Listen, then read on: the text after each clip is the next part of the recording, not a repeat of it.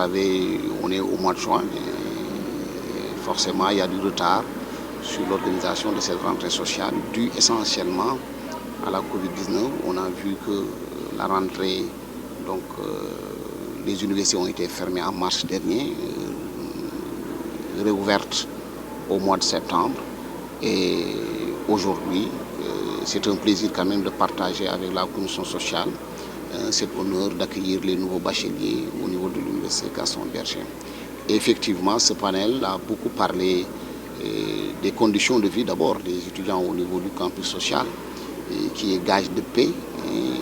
et de bien-être des étudiants pour que éventuellement que l'université puisse retrouver la paix sociale qu'elle devrait avoir. Et pour cela, l'administration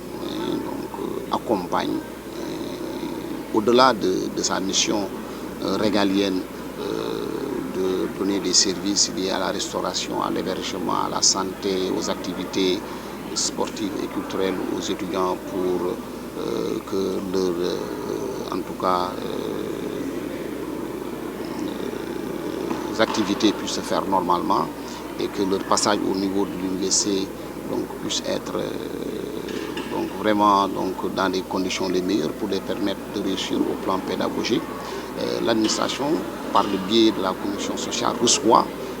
les revendications des étudiants au plan social, tant au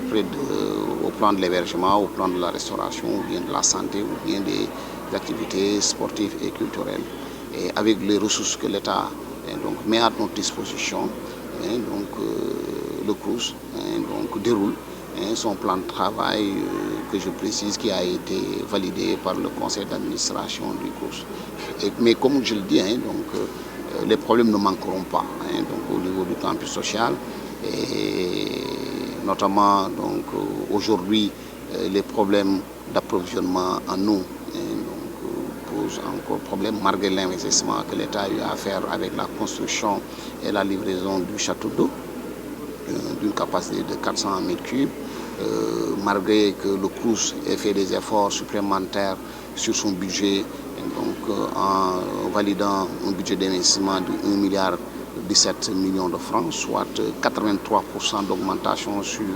notre budget d'investissement pour, en tout cas, accompagner les investissements qui permettront le campus social de se transformer positivement. Et tout cela dans le but, en tout cas, de rendre meilleures les conditions de vie de nos étudiants dans nos campus sociaux. Mais, en tout cas, je remercie fondamentalement l'équipe, la nouvelle équipe de la commission sociale qui a très tôt compris que les choses doivent se faire dans le dialogue, et dans la communication et ensemble, en termes de partenaires, sans pour autant qu'il y ait de compromission dans les rôles, que chacun puisse apporter sa pierre sur l'édifice pour une stabilité sociale au niveau du campus. Il n'est pas malade, et loin d'être malade d'ailleurs, comparativement aux autres universités sénégalaises. Si aujourd'hui on prend le taux d'hébergement, comme j'ai l'habitude de le dire, nous sommes à 49%, comparativement aux autres universités, qui la meilleure se trouve à Dakar, est à 8%. Donc l'université de Ziguinchor, qui est géographiquement placée au même titre que l'université de Saint-Louis, qui est à 3%. Vu ces critères, nous sommes de loin, une université qui se trouve dans l'excellence. Mais toujours est-il que dans les conditions sociales, vous savez que il faut continuer toujours à faire des efforts. Et l'université de 1990 n'est pas l'université de 2000 ni l'université de 2021. Aujourd'hui, où véritablement tous les bacheliers sont orientés dans les universités, aujourd'hui, fondamentalement, les étudiants de l'université Gaston Berger qui étaient à l'aise et qui avaient leur chambre, et même leur chambre individuelle, aujourd'hui se trouvent confrontés à des problèmes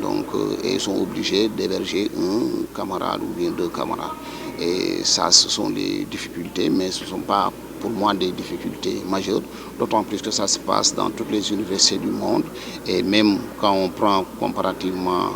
en France, qui est à 15% du taux d'hébergement, au niveau des universités de la Côte d'Ivoire, qui est le poumon économique de l'Afrique de l'Ouest. Chaque année, la Côte d'Ivoire dépense 8 milliards pour les bourses des étudiants, alors que le Sénégal donc, dépasse carrément 70 milliards. Donc comparativement, nos étudiants quand même sont dans de bonnes conditions, mais faudrait-il en tout cas augmenter les moyens mis à la disposition des établissements comme le nôtre pour accompagner aussi le sens transformationnel donc des conditions de vie des étudiants dans nos campus.